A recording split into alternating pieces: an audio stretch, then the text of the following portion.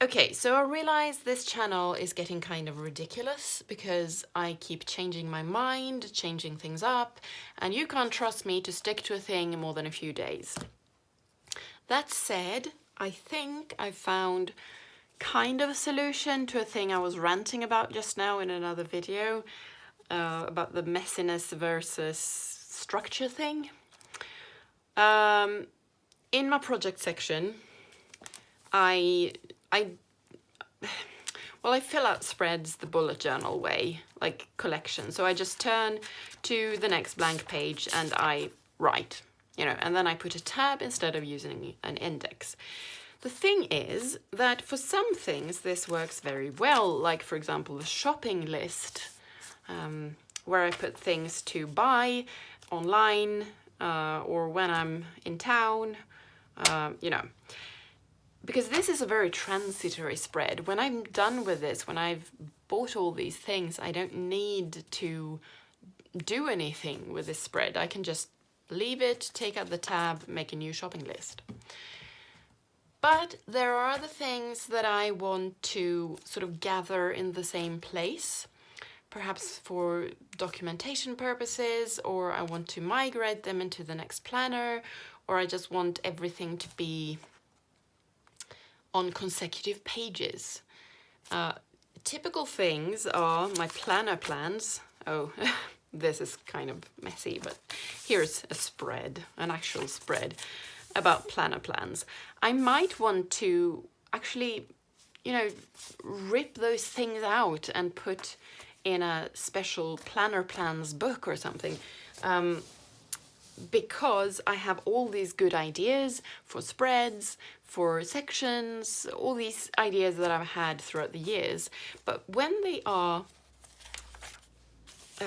written like this on a spread, on the other side, you have another spread that is thematically different. So if you rip it out, you also rip out something else that you either want to gather together with things that resemble it, or you want to keep it in your book and not rip it out. But there's a solution, at least for a few areas you can do this.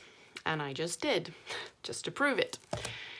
You can, because I used to have all my health stuff scattered through the project section, I have now ripped those pages out and glued them in.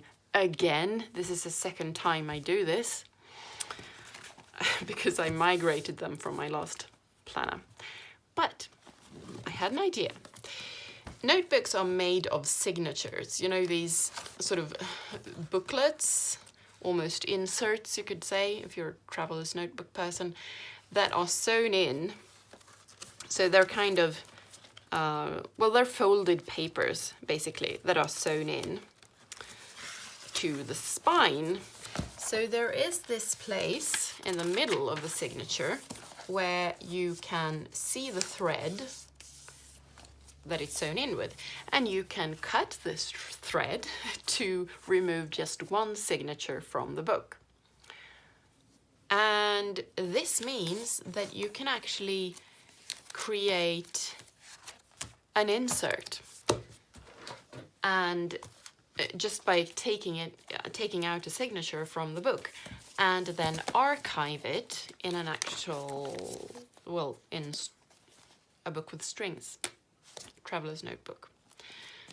Now I've put everything to do with my health in one signature, and I'm much more happy with that setup, because I don't have to leaf back and forth and try to find the tabs. And I use up all my health tabs because I do so many spreads, but if they're all in the same section, I only need one tab.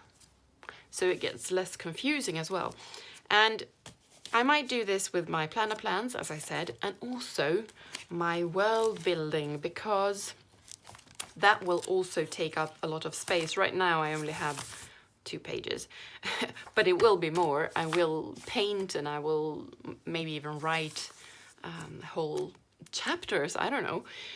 So before I start writing about my fantasy world, I just check that I am using one signature for it.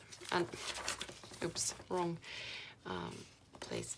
Now I've put the tab where one signature starts, so that's one way of doing it.